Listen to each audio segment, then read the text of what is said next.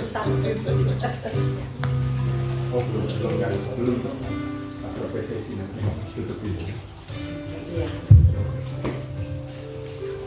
Selamat siang, salam Pak Grace. Salam hai Pak Grace. Salam sejahtera yang begitu dari Bapak kita Tuhan Yesus. Yes.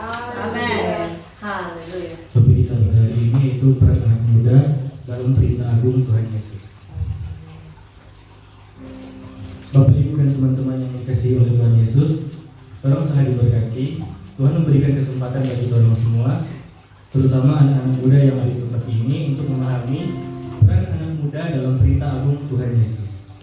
Mari kita mulai dengan merenungkan bersama ayat Alkitab dalam Matius 28 ayat 19 sampai 20. Yaitu Matius 28 ayat 19 sampai 20. Pergilah, jadikanlah semua bangsa muridku. Dalam dalam sharing hari ini, saya ingin mengajak kita merenungkan beberapa hal yang sangat penting. Pertama, mari kita fokuskan perhatian pada kehendak Tuhan Yesus dalam predestinasi. Alkitab mengajarkan bahwa Tuhan Yesus telah menetapkan kita sebagai anak-anaknya sebelum dunia ini ada atau sebelum dunia dijadikannya. Seperti yang terungkap dalam Efesus 1 ayat 4-5, dalam kasih, Ia telah menentukan kita dari semula untuk menjadi anak-anaknya oleh Yesus Kristus. Setiap anak muda memiliki tujuan unik dalam rencananya. Kedua, orang dihadapkan pada tantangan anak muda dalam mengikuti perintah agung. Dunia ini penuh dengan godaan dan rintangan. Namun, orang tidak sendirian dalam perjalanan ini. Seperti 1 Timotius 4 ayat 12 mengingatkan kita, jangan seorang pun menghinamu karena engkau masih muda. Yang ketiga, mari kita merenungkan tentang peran anak muda dalam menjadi murid Kristus. Kita adalah bagian dari panggilan Tuhan Yesus untuk membuat murid dari segala bangsa. Seperti yang tertulis dalam Matius 28 ayat 19, panggilan ini adalah suci dan penting, dan orang semua memiliki peran untuk menjalankannya. Keempat, di era modern ini, anak muda memiliki peluang besar untuk membawa kabar baik. Teknologi dan media sosial memberi kita alat yang kuat untuk menyebarkan pesan kasih Kristus. Dalam Markus 16 ayat 15, Yesus berkata, "Pergilah ke seluruh dunia dan beritakanlah Injil kepada segala makhluk." Mari kita manfaatkan gadget, aka teknologi dan media sosial ini dengan bijaksana dan kreatif. Saya ingin mengajak kita semua untuk merenungkan pesan-pesan yang telah kita dengar hari ini. Apakah kita semua siap menjalankan peran kita dalam perintah agung Tuhan Yesus? Marilah tolong saling mendukung dan mendoakan, terutama bagi orang sebagai anak muda dalam memenuhi panggilan Tuhan Yesus ini. Sebelum saya mengakhiri, mari tolong berdoa bersama. Mari kita tolong berdoa. Bapa Surgawi, terima kasih atas rencanamu yang sempurna bagi hidup kami. Bantu kami para anak muda untuk menjalankan peran kami dalam perintah agung Bapa. Berikanlah kami keberanian dan hikmat untuk menjadi saksi-saksi kasih-Mu di dunia ini.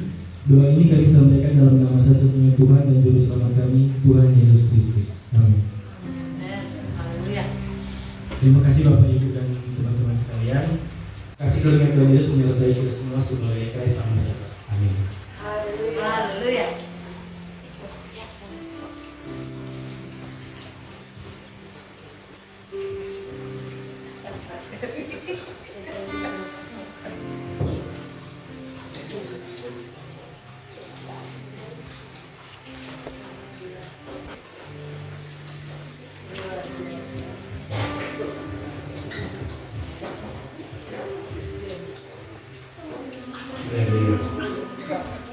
Luar biasa. Ini KPR super kilat. Tapi apapun, Kelso telah berani tampil daripada yang lain. Diterjemahkan sendiri daripada yang lain.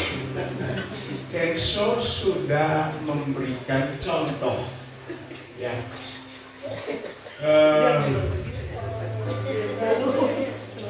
Ada beberapa poin penting untuk anak-anak muda. Ini di sini ada anak muda, ada ada 2 sih. Jangan sekolah minggu Ya. Tapi ini memang penting. Seringkali anak muda mereka hanya dicekoki dengan tugas-tugas rutin organisasi gereja. Ya, kita lihat di beberapa daerah sini, itu anak-anak muda keliling-keliling bawa cookies, bawa panganan mau dijual. Ya. Kita dalam pikiran kita, anak muda dan bertugas cuma jadi penjual keliling kan. Kalau orang punya kemampuan yang potensi yang lebih besar itu dikemanakan. Jadi seharusnya anak muda kita cerdas, harus cerdas. Kita harusnya mempercayakan mereka berdiri di mimbar, bukan jalan keliling jual cookies. Betul kan? Iya. Kita sementara membentuk karakter yang berkualitas ketika kita memberi tugas anak-anak muda kita berdiri di mimbar. Percayakanlah mereka menyampaikan kebenaran versi mereka. Gereja berteriak-teriak. Generasi muda adalah penerus tiang punggung pelayanan gereja. Saya berpikir pelayanan seperti apakah yang anak-anak muda kita harus lanjutkan. Ya.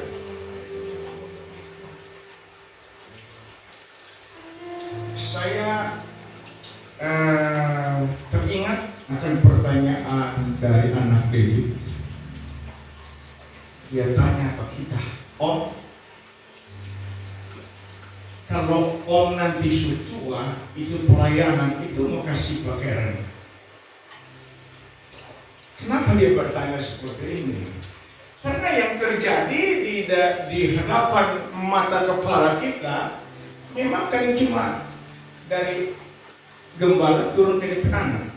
Turun-turun, ya ini jadi kerajaan pohon pisang yang boleh begitu.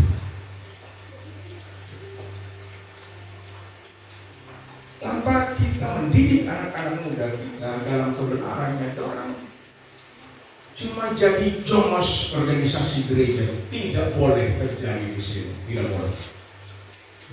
Anak-anak muda kita cerdas semua, percayakan aku. Percayakanlah mereka untuk mengganti posisi kita. Messi, saya sering tanya ini anak, IP berapa? 4. Wow. Kemarin saya tanya IP berapa? 3,8. Pinter. Sampai anak-anak diberkati dengan kecerdasan. Sangat disayangkan kalau orang sia-siakan ini potensi besar ini. Jangan orang mau menguasai semua. Itu tuh bahasa bilang kalau sudah duduk lupa berdiri. Maunya memerintah. Jadi bagus sekali Kenso. Tugas anak-anak muda sekarang harus ada di front line dari misi pelayanan penginjilan. Anak-anak muda lebih kuasai teknologi, ya. Kita cukup lama berkecimpung di komputer, tapi mau banding dengan sekarang, kita sudah update. Ya, orang harus akui itu, sadar dirilah, ya, tahu dirilah, serahkanlah estafet itu kepada anak-anak muda kita. Yang setiap hari kita doakan Tuhan Yesus berkati, lalu Yesus berkati, orang tunjuk orang penjago. Kemarin Kita ke rumahnya Pastor Mansa. Katanya pada tolong bikin akan kan ini. Pani Prof itu tolong bikin akan. Opa supaya, ya, Opa mulai jadi anggota PDI, penurunan daya ingat. Kalau masuk umur baru ini sering lupa, memang itu sudah manusiawi. Jadi panggil pada orang lebih tahu, jangan pengen tahu. Ya, sadarlah.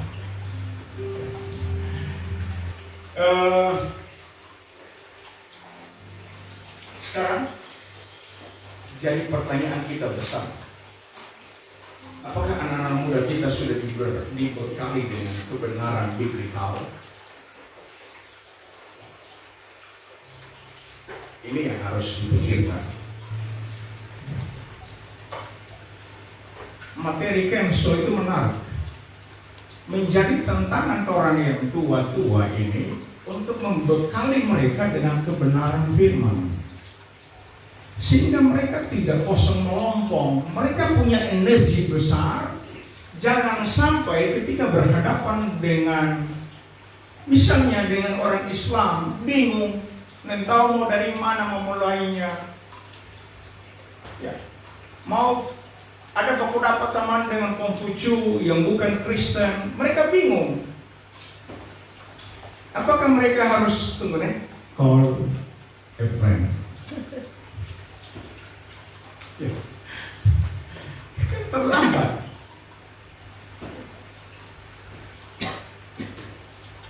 Jadi memang kita harus bekali. Ya.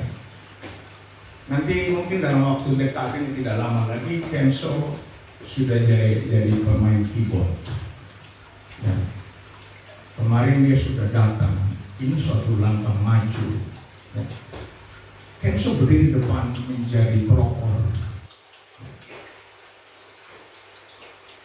Ini yang harusnya kita bangga bersama, karena anak ini mau terlibat, melibatkan diri, memberi diri untuk berguna. Jadi apa yang ditulis di sini? Kami berguna dan berharga bagi Yesus Kristus. Kalau orang anak-anaknya nggak berguna, orang tua menyesal. Menyesal.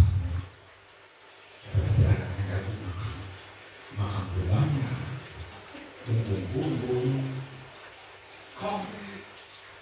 mau suruh saja nggak bisa.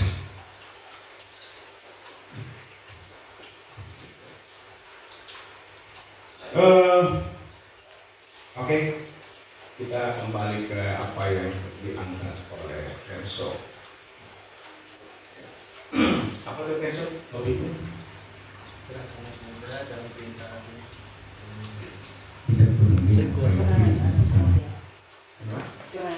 Peran anak muda. Ya. Bagaimana itu anak muda mau berperan kalau tidak ada isinya? Mau peran apa? Wayang orang, ngelawak. Ya. Banyak pendeta di sini berdiri di mimbar jadi stand up komedi. Ini yang diimpartasikan kepada orang muda. Jadi yang khotbah yang lucu-lucu, ya. Memang kekristenan sekarang Kristen lucu-lucu. Khotbah gerak-gerak. Dorang ini pandai bersandiwara, pandai sekali. Isi nggak ada. Lalu apa yang mau diturunkan ke anak-anak muda coba?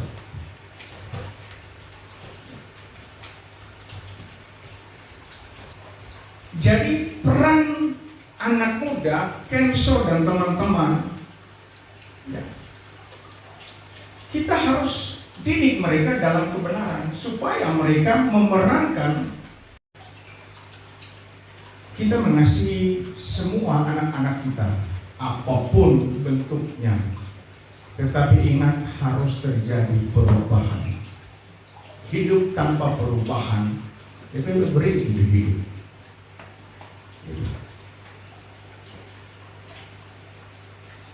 Pengampunan tanpa didikan itu bukan pengampunan. Oke? itu hanya sebuah kompromi. Bisa tangkap itu?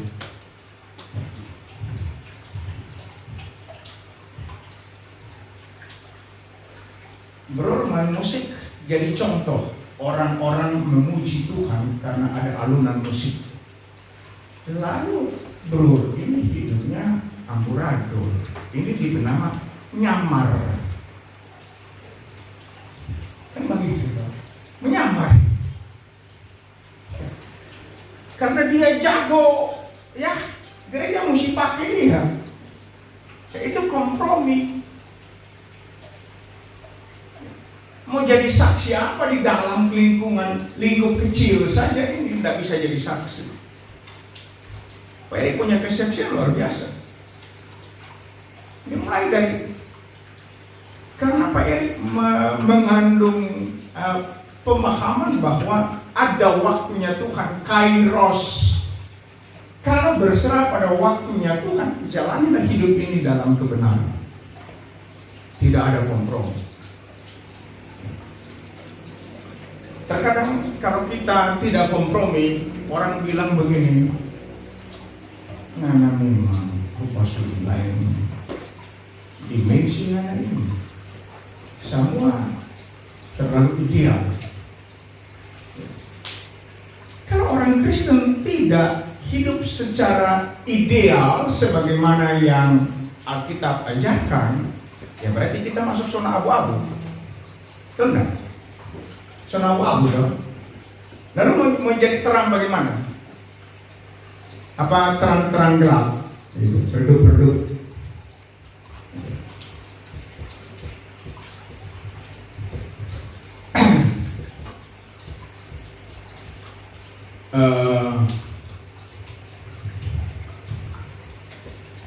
Saya di TikTok ya, ini berbeban cukup berat ya, karena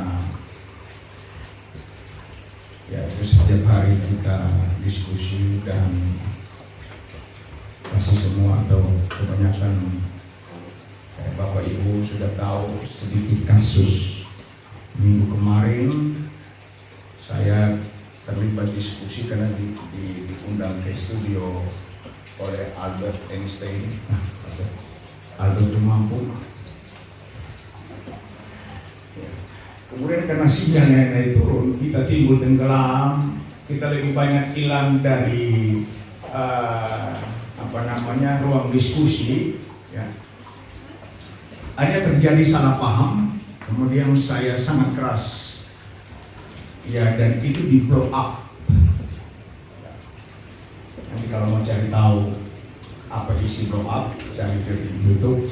Ya, dia cut, dia bingkai, kemudian dia bikin video sendiri, lalu dia upload. Ya. Sehingga saya harus memperbaiki diri. Ya. Saya langsung pesan wifi, sudah ketemu, besok dipasang. Kalau besok jadi dipasang pagi, malamnya kita akan live streaming lagi. Karena dia juga si Aldo Mampu, dia minta untuk sequelnya, lanjutan dari kemarin perdebatan itu. Ya. Nah, kemudian kita juga masuk dalam ruang debater, ya. Debaters ini yang lagi top. Rudi Yohanes, orang Batak, kecil-kecil tapi Richard Bidis.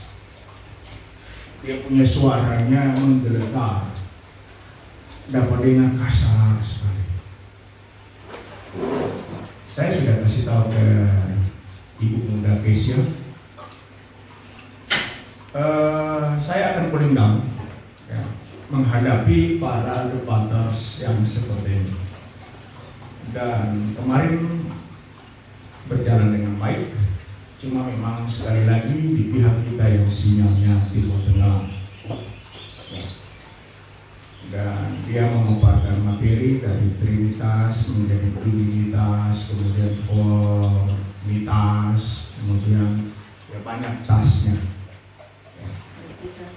Ya, ini yang lagi membingungkan. Kemarin saya coba ikuti penjelasan dari Bambang Rosena. Ternyata dia beberapa kali mengulang dalam video-video YouTube-nya. Ya. Dia mengatakan kalau Allah itu cuma Ehad satu, maka Allah kesepian. Ya. Kemarin saya masih nonton lagi. Orang yang sama, Bambang Rosena, kalau Tuhan itu Ehad cuma satu, maka Tuhan pasti kesepian. Karena dia mencoba membangun konstruksi menghayalnya. Kan sebelum malaikat ada diciptakan, sebelum semua diciptakan, lalu dia bercerita dengan siapa? Teman ngobrolnya dengan siapa? Sehingga dia membangun suatu narasi bahwa Tuhan itu kesepian, Allah itu kesepian kalau hanya Ehad, hanya satu.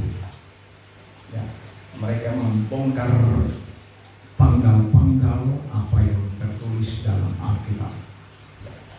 Nanti kita akan belajar terus-menerus. Kalau saudara mau bertanya, disilakan. Nah, ini tugas kita. Ya. Ini sebenarnya ada hubungannya dengan materi daripada Kenso. Nah, kalau anak-anak muda tidak dikasih tahu kebenaran, lalu mereka keluar, apakah kita mesti ikut-ikut kawal jadi pengawal pribadi? Kan enggak. Bagaimana kita bisa menjelaskan kepada orang yang di sebelah? Kemarin ada yang Islam yang masuk.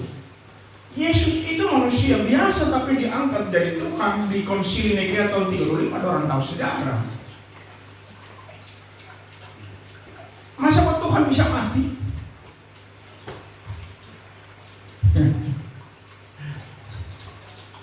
Nah, ini perlu dijelaskan secara logik. Harus dijelaskan. Ada satu kesalahan yang fatal ya. Ketika dalam doktrin Trinitas bahasa Latinnya una substantia tres personae. Kemudian ada bahasa begini, dapat dibedakan tapi tidak dapat dipisahkan. Itu bahasa Latinnya, nanti saya serahkan kepada Pak Eri. Ya. Apa itu separat? Apa bahasanya? Dapat dibedakan tetapi tidak dapat dipisahkan. Nah, sekarang pertanyaan yang logis. Kalau tidak dapat dipisahkan, berarti yang naik salib itu Yesus kan? Itu juga adalah Bapa, karena tidak dapat dipisahkan sesuai dengan prinsip itu. Mereka menolak bahwa hanya Yesus, Allah Putra, ya, Allah Anak yang naik salib. Bapa lagi ongkang-ongkang kaki di sorga. Ini ya, kenapa saya ulang-ulang terus supaya kita bisa mulai berpikir yang jernih, berpikir yang tenang.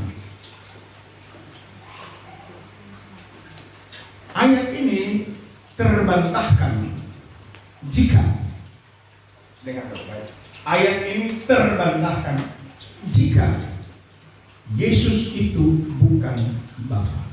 Ini dalam terangnya. Saya belum masuk ke struktur gramatikal. Kalau baca Yesaya 63, kita masuk ulang ayat 9. Yesaya 63 ayat 9.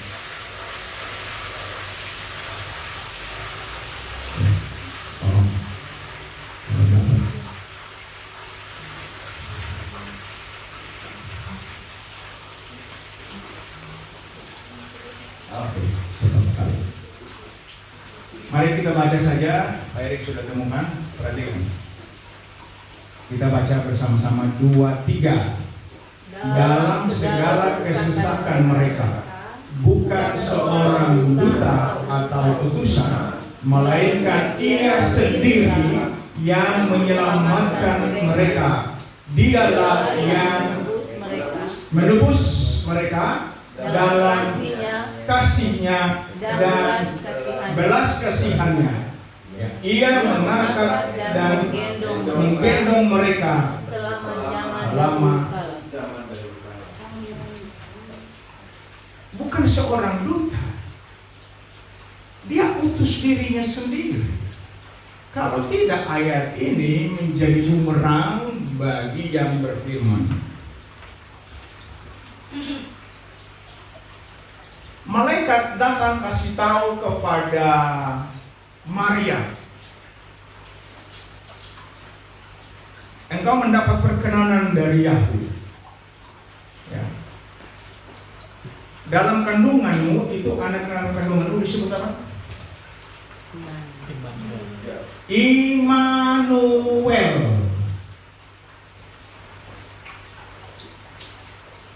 Immanuel. Saya punya buku, ya. Dia tulis begini. Dia yang maha besar telah sengaja mengecilkan dirinya sendiri supaya bisa masuk ke dalam rahim atau perut Maria.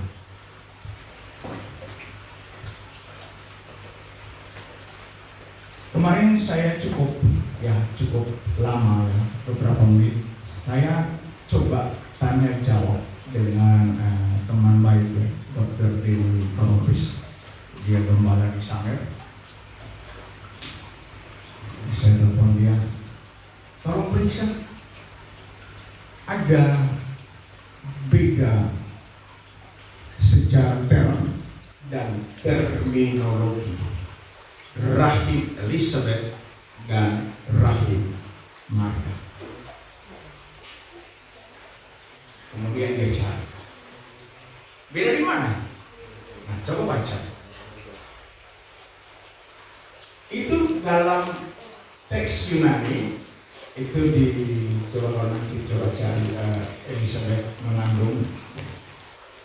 Tapi mungkin kita ke yang saya bisa ingat, ya, yang sekarang saya bisa ingat di Wahyu 12 ayat 2. Wahyu 12 ayat 2. Nanti orang lihat bahasa Yunani.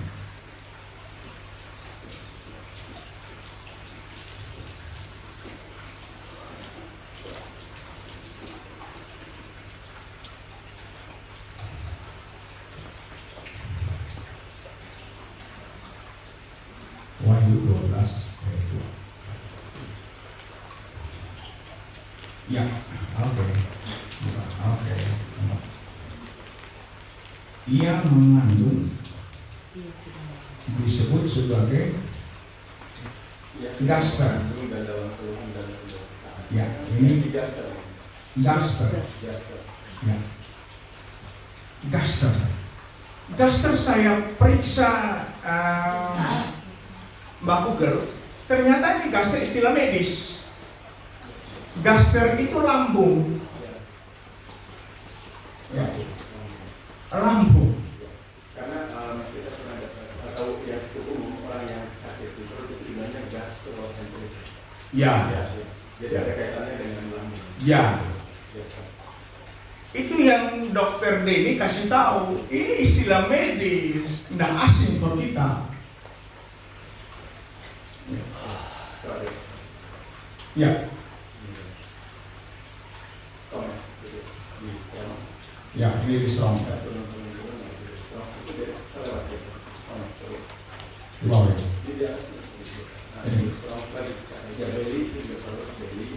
Tapi di KBP di sebelah Beli dan juga di sebelah Timbul kandungan. Ya, kandungan wong. Ya. Kandungan. Jadi Yesus ini di beritanya oleh malaikat. Malaikat datang kasih tahu ke Maria, ya, engkau akan mengandung, itu gaster dari Roh Kudus. Coba itu berita malaikat di mana?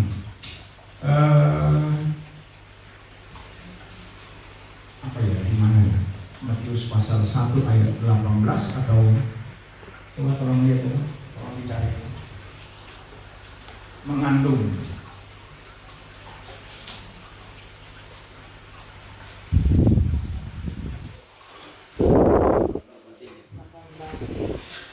Ya, later. Nanti ya. Kelahiran Yesus Kristus adalah sebagai berikut. Pada waktu Maria ibunya bertunangan dengan Yesus, ternyata ia mengandung dari apa nih? Dari Roh Kudus. Coba lihat bahasa aslinya. Pakai gaster nggak?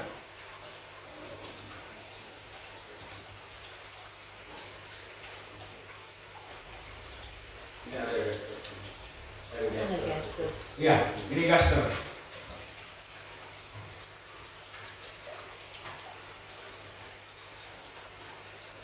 Nah, lalu dokter tadi bilang begini, kayaknya nggak mungkin ya. Masa ada di lambung, di lambung, kalau dia mau berproses mau keluar itu bagaimana? Kita tanya balik, dokter, bro, mana yang lebih tidak masuk akal? Manusia dibuat dari apa? Debu, bisa terima kan? Masuk akal. Masuk akal. Kalau baca di Kejadian 2, Kejadian 2,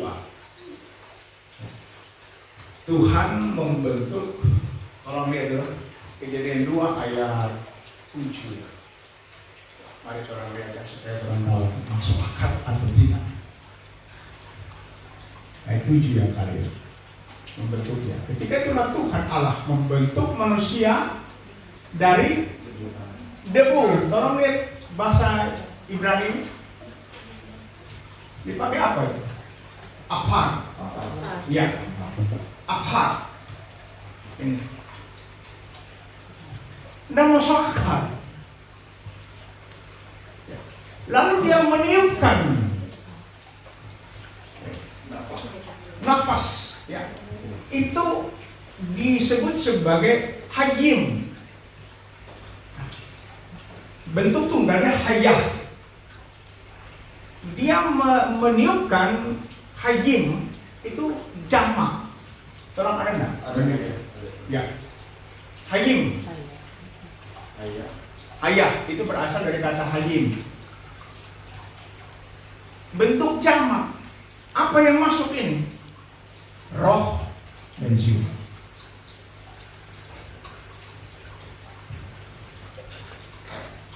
Jadi tubuh manusia Adam bahasa Ibraninya itu manusia, itu dibangun dulu, lalu dihembuskan. Masuk akal dia? Kan lebih tidak masuk akal. Kalau dia pinjam cuma lambung, daerah lambung Maria, supaya Yesus bisa datang berkenosis. Apa yang susah itu?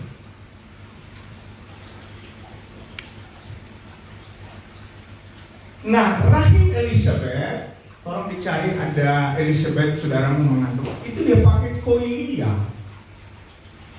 Ingat-ingat saja supaya bisa mempermudah. Kalau koi kan tempat tidur ya. Ya. Kalau koi yang dapat dia, itu rahim Elizabeth. Kalau mau ingat tuh rahim Yesus itu gaster. Nah, gas terus. Coba cari tuh saudaramu Elizabeth, saya lupa tepatnya, orang mencari ya, para pencari ayat. Bantu. Elizabeth mengandung. Ya, kandungan Elizabeth atau gimana? Ya, Elizabeth mengandung di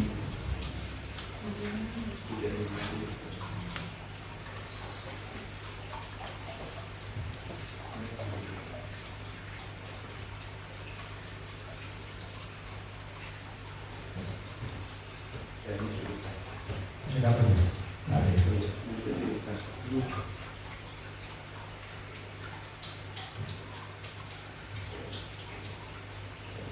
Ayo semua cari di mana?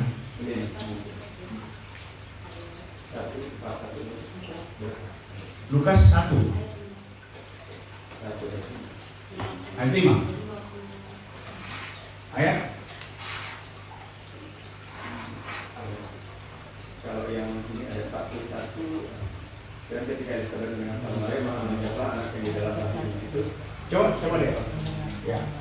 Jadi itu Elizabeth punya kandungan disebut sebagai Koilia.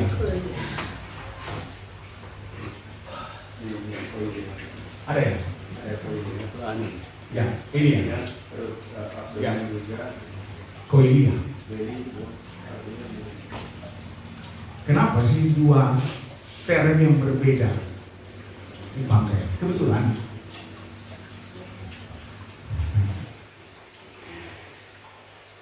Lalu dokter bertanya begini, kok itu dia dapat asupan makanan dari mana? Kita bilang Yesus, kandungan Yesus itu, Yesus yang dalam kandungan itu dia terputus dari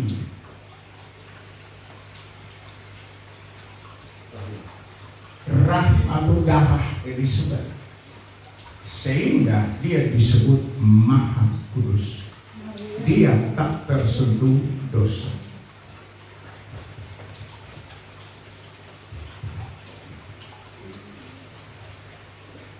Jadi Pak Dokter kemarin bilang iya ya. Coba baca 1 Yohanes 3 ayat 5. Tolong. Kemudian di 1 Korintus 12 ya. Tolong 1 Yohanes 3 ayat 5. Oke. Dan kamu tahu bahwa ia telah menyatakan dirinya supaya ia menghapus dosa, segala dosa, dan di dalam dia tidak ada dosa. Tidak ada dosa. Jadi logikanya, kalau darah Maria yang ngalir itu pasti terkontaminasi dosa, dan dia tidak pantas disebut juru selamat. Kalau dicari dijadikan dosa, kalau tidak salah di Korintus itu 1 Korintus 12 kan ayat berapa? Tolong bisa. Ayat yang terakhir dijadikan dosa.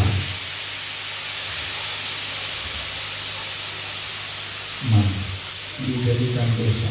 Tolong dijadikan dosa. Benar.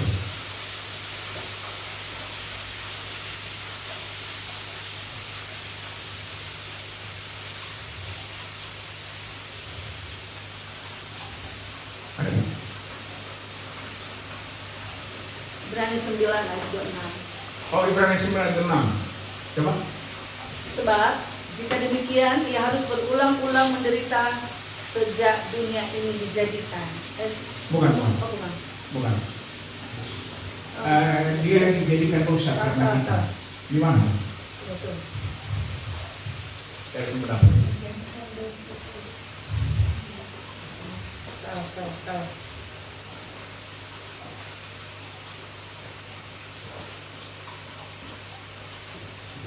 Dosa di mana?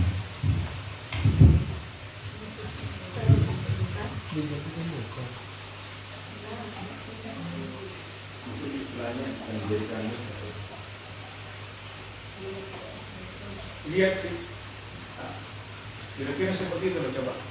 Satu.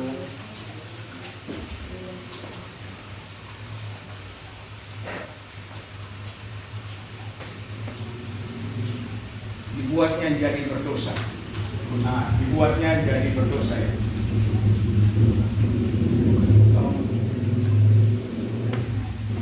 Ya.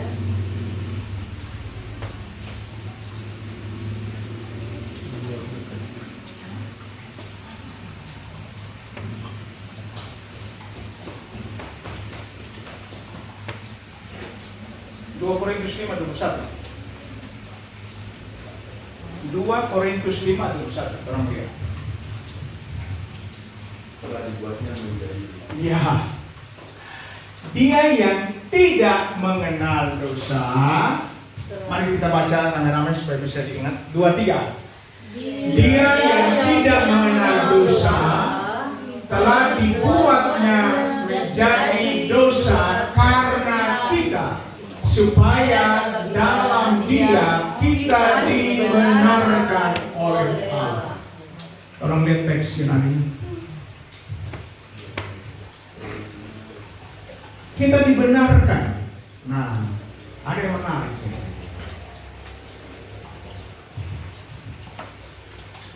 Kita dibenarkan. Tolong lihat dibenarkan apa dibenarkan?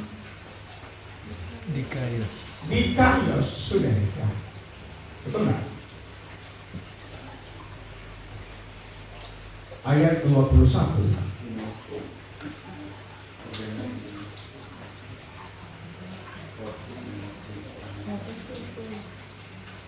Di bawah itu. Righteousness, dikaios sudah. Dibenarkan dengan cuma-cuma. Ya. Pembenaran ini atau dibenarkan dengan cuma-cuma hanya bisa terjadi karena Yesus menyerahkan dirinya. Ya. Dia tidak mengenal dosa. Di dalam Dia tidak ada dosa. Dia tidak mengenal dosa. Itu bahasa apa? Pakai ginosko ya? Tidak mengenal. Ginosko ya? Iya. Dia tidak kenal dosa. Apa itu dosa? Bingung.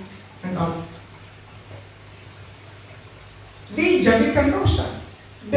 Ini hukum ini terpenuhi hanya ada satu syarat.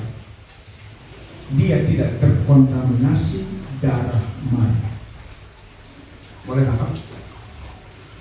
Boleh? Ada yang masih bingung?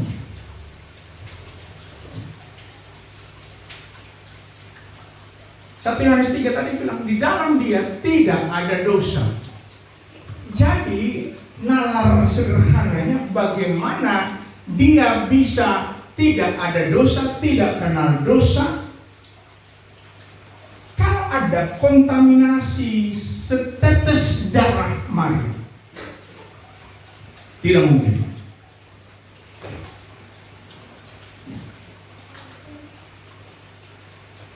Jadi rahim Elizabeth itu disebut koilia. Coba Pak supaya bisa dapat ingat ya, itu rahim Maria tadi di mana? Nanti di bagian bawah itu ada perbandingannya, ada koilia Elizabeth.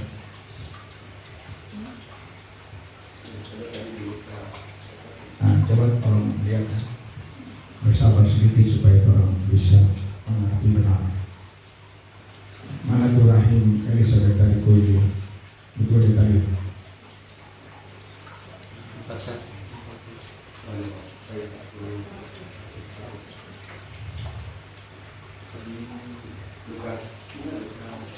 Lukas berapa tadi? 1 ayat?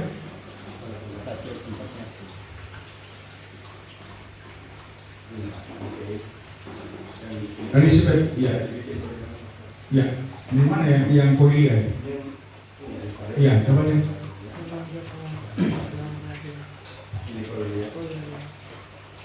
Ya. Nah.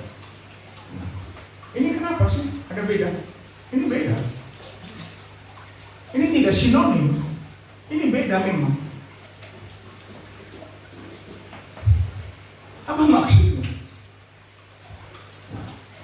koilia kemarin yang dijelaskan oleh Dr. Denny, dia bilang itu dinding uterus, itulah tempat pembuahan sperma, ya, sperma dan sel telur, dinding rahim, gitu. Bisa terima ya? Ini kebenaran di kita.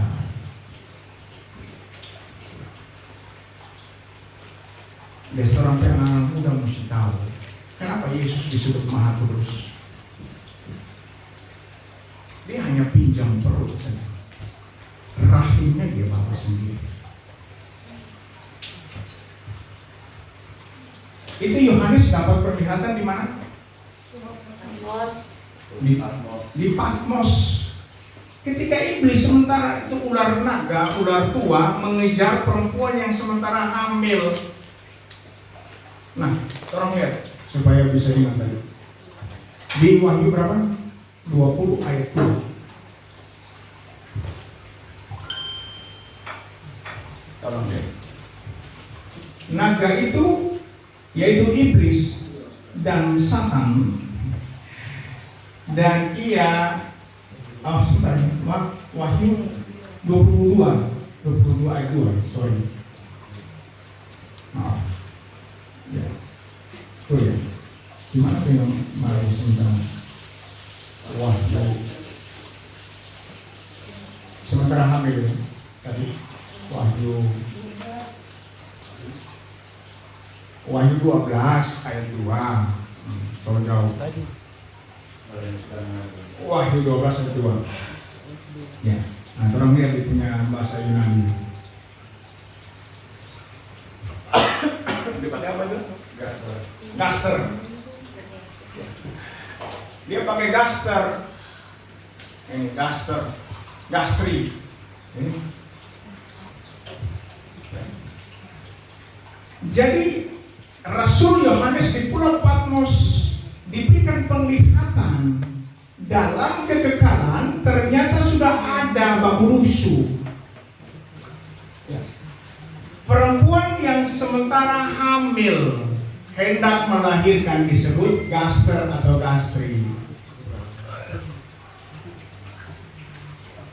Lalu diterjemahkan oleh satu aliran denominasi gereja bahwa itu yang sementara hamil itu gereja. Oh iya. Itu perempuan itu gereja. Selalu orang hubungkan pada perempuan gereja. Nah, ini gereja ini atau perempuan ini mau melahirkan siapa lagi? Kata orang tunggu Mesias kedua. Ya. Kemudian tadi malam ya Pastor Manse, mungkin ini harinya hadir. Tadi malam saya cukup lama bercerita dengan beliau, dan dia mengatakan ada ajaran yang mengatakan bahwa itu penyikiran itu waktu masa tribulasi itu dengan sayap burung nasar. Kita tanya dasar ayatnya di mana? Pernah dengar belum? Penyikiran oleh saya burung nasar, cuma ada yang diberi tahu. Itu pengajaran. Saya burung nasar. Ya nggak ada tuh saya burung nasar. Hati-hati. Ini eisegesis yang dipaksakan masuk untuk diterima jadi dogma kita gereja. Ini bahaya.